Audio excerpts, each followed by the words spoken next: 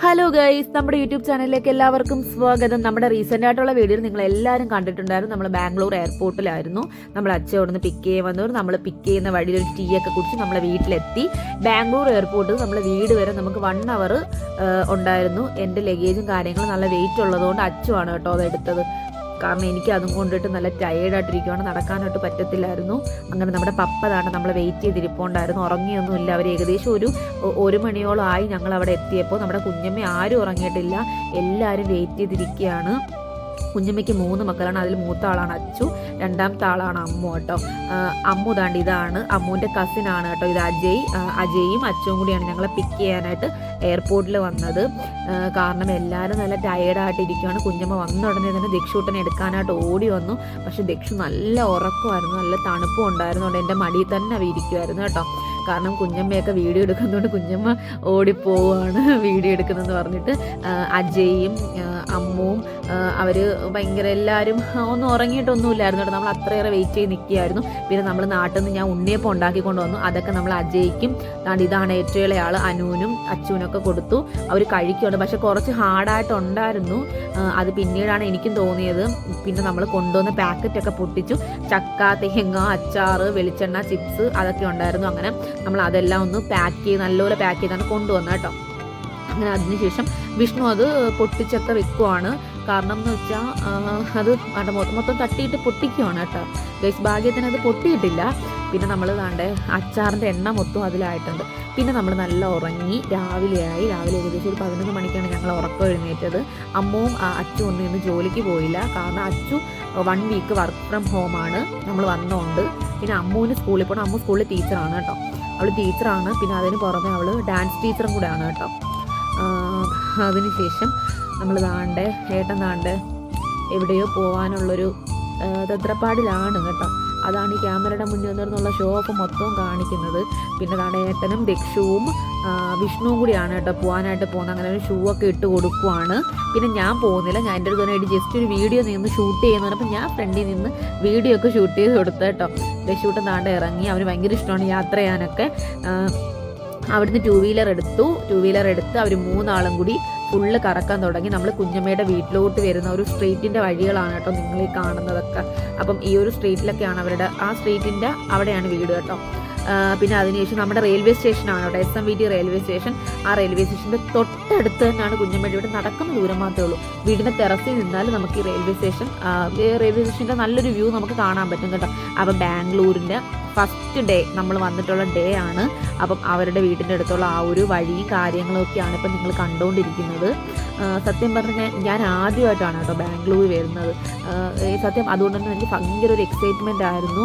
കാരണം ഒരുപാട് സ്ഥലങ്ങൾ പോകണമെന്നും എക്സ്പ്ലോർ ചെയ്യണമെന്നൊക്കെയായിരുന്നു. പിന്നെ ചിന്നു ഇപ്പോൾ പ്രഗ്നൻ്റ് ആയതുകൊണ്ടുള്ളൊരു പ്രശ്നം മാത്രമേ ഉണ്ടായിരുന്നുള്ളൂ. ഇതാണ് നമ്മൾ അവിടുത്തെ KSRTC ബസ് കേട്ടോ. പിന്നെ എല്ലായിടത്തും ഒരു ഫ്ലവർ ഷോപ്പ് ഉണ്ടായിരുന്നു കേട്ടോ. നമ്മൾ എവിടെ പോയാലും ഒരു 3 കിലോമീറ്റർ കൂടി ഫ്ലവർ ഷോപ്പ് ഉണ്ടായിരുന്നു. ഇതാണ് നമ്മുടെ റെയിൽവേ സ്റ്റേഷൻ്റെ മുൻവശം. പിന്നെ അതിനുശേഷം വിഷ്ണുവും ഏട്ടനും കൂടി ഒരു ചായ കുടിക്കാമെന്ന് വിചാരിച്ചു. അങ്ങനെ ഒരു ടീ ഷോപ്പിൽ വന്നിട്ടുണ്ട്. അപ്പം ആ ടീ ഷോപ്പിൽ കയറി ചായ കുടിക്കാനായിട്ട് പോവുകയാണ്. കാരണം ഇവർക്ക് രണ്ടുപേർക്കും ചായ ഇല്ലാത്തൊരു ജീവിതമേ ഇല്ലല്ലോ ഗൈസ്. അപ്പം ഒരു റൗണ്ടിൽ എന്തോ ഒരു സാധനം ഉണ്ടാക്കി വെച്ചിട്ടുണ്ട് കേട്ടോ. അപ്പോൾ അതിൻ്റെ പേരൊന്നും എനിക്കറിയത്തില്ല. പിന്നെ ദക്ഷുവിന് ഒരു ജ്യൂസ് ഒഴിച്ചു കൊടുത്തത് വിഷ്ണു ആദ്യം കുടിച്ചു നോക്കി എങ്ങനെ ഉണ്ടെന്ന്. അതിനുശേഷം ദക്ഷുവിന് കൊടുത്തു. പിന്നെ അതിനുശേഷം ആ ഒരു സാധനം വാങ്ങി അത് 2ആയിട്ട് എന്തോ കട്ട് ചെയ്യുകയാണ് കേട്ടോ ആള്. അപ്പോൾ കട്ട് ചെയ്തതിന് ശേഷം അവർക്ക് കൊടുക്കാനായിട്ട് പോവാണ്. പക്ഷേ ചായ കിട്ടി കേട്ടോ. ചായ കുടിച്ചിട്ട് എങ്ങനെ ഉണ്ടെന്നത് ഏട്ടന് മാത്രമേ അറിയത്തില്ല. എങ്ങനെ ഉണ്ടായിരുന്നു ഏട്ടാ? സൂപ്പറായിരുന്നു.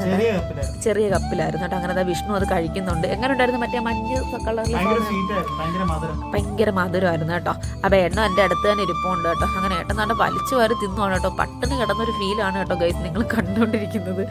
വലിച്ചു വാരി തിന്നുവാണ്. പക്ഷേ എന്ത് ചെയ്യാനാണ്, നല്ല സൂപ്പറായിരുന്നു. പിന്നെ അതിനുശേഷം ദക്ഷു എങ്ങനെയെങ്കിലും അവനെ അടക്കി ഒതുക്കിയൊക്കെ അവിടെ ഏട്ടൻ ഇരുത്തിയിരിക്കണം. ഭയങ്കര കുരുത്തക്കെടാണ് കേട്ടോ. നിങ്ങൾ വിചാരിക്കുന്ന പോലല്ല. എൻ്റെ അമ്പോ ഏട്ടൻ പറയുന്നത് ഞാൻ കൊണ്ടുപോയൊരു പാട് മാത്രമേ എനിക്കറിയത്തുള്ളൂ. തിരിച്ച് എന്തായാലും ഒരു ഫുൾ കറക്കമൊക്കെ കഴിഞ്ഞ് തിരിച്ച് വീട്ടിലോട്ട് വരുവാണ് ഞങ്ങൾ കേട്ടോ.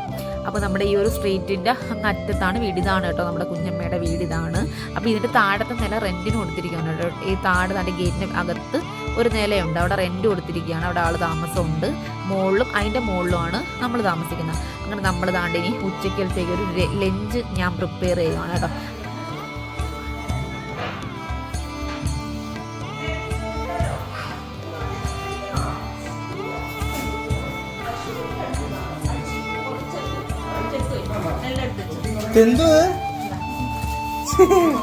എനിക്കറിയാം എന്തെങ്കിലും ഒരു ദിവസം വരില്ലേ.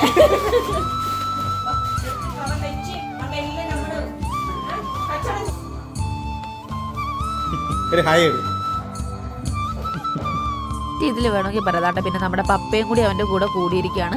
അച്ചുവിൻ്റെ പണ്ടത്തെ ഒരു കളിപ്പാട്ടം ഉണ്ടായിരുന്നു കേട്ടോ. അത് ഇത്രയും വർഷമായിട്ട് അവന് 26 വയസ്സായി. ആ 26 വയസ്സായിട്ട് അവരിപ്പോഴും അത് സൂക്ഷിച്ച് വെച്ചിരിക്കുന്നതാണ് കേട്ടോ. അത് എനിക്കൊരു ഭയങ്കര ഒരു അത്ഭുതമായിരുന്നു. ഇത്രയും ടോയ്സുകൾ ഇപ്പോഴും അവർ സൂക്ഷിച്ച് വെച്ചിട്ടുണ്ടെന്നുള്ളത് ഓർത്തിട്ട്. അങ്ങനെ ഞാൻ പിന്നെ അടുക്കളയിൽ ഭയങ്കര തിരക്കായിരുന്നു കേട്ടോ. അത് വെക്കുന്നു ഇത് വെക്കുന്നു, എനിക്ക് പോലും അറിയത്തില്ലായിരുന്നു ഏട്ടാ ഇതിൻ്റെ ഇടയ്ക്ക് ഇതൊക്കെ എപ്പോൾ വീഡിയോ ഷൂട്ട് ചെയ്തെന്നുള്ളത്. അങ്ങനെ കുഞ്ഞമ്മയ്ക്ക് ഭയങ്കര ഹാപ്പിനെസ് ആയിരുന്നു നമ്മളെല്ലാവരും വന്നത്.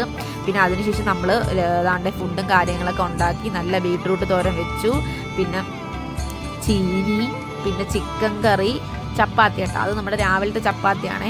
പിന്നെ നമ്മുടെ പഴുത്ത ചക്ക ഏട്ടനാണ്ട് കട്ട് ചെയ്തൊരു പ്ലേറ്റിലാക്കി കൊണ്ടുവച്ചിട്ടുണ്ട്. നമ്മുടെ ഇവിടെ അടുക്കളയിൽ വിഷ്ണു ഒക്കെ ഇരിക്കുകയാണ് കേട്ടോ. അവൻ ആ ഒരു നമ്മളെടുത്ത് തന്നെ ഉണ്ട് എല്ലാവരും.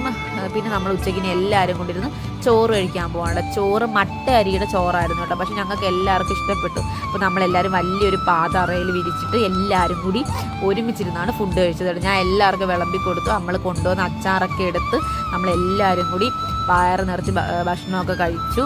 ഏട്ടൻ കഴിക്കാൻ പോകുന്നതിന് മുമ്പുള്ള തയ്യാറെടുപ്പാണ് കേട്ടോ. അപ്പോൾ ഞാൻ എല്ലാവർക്കും വിളമ്പി കൊടുത്തു. സത്യം പറയാല്ലേ സൂപ്പറായിരുന്നു. നമ്മളെല്ലാവരും കൂടെ ഒരുമിച്ചിരുന്ന് കഴിക്കാൻ പറ്റിയതിൽ എനിക്ക് സത്യം പറഞ്ഞാൽ ഇങ്ങനത്തെ ഒരു ആദ്യമായിട്ടാണ് കേട്ടോ. നമ്മൾ ഇത്രയും ദൂരം പോയി നമ്മൾ തന്നെ കുക്ക് ചെയ്ത് നമ്മൾ തന്നെ എല്ലാവരുമായിട്ട് സന്തോഷത്തോടെ കഴിക്കാൻ പറ്റുന്നത് സത്യം പറഞ്ഞാൽ എനിക്ക് ഭയങ്കര ഒരു ഹാപ്പിനെസ് ആയിരുന്നു. പിന്നെ അതിനുശേഷം രാത്രി ഞങ്ങൾ എല്ലാവരും കൂടി കുഞ്ഞമ്മയ്ക്ക് ഫ്ലാറ്റ് ഉണ്ട്.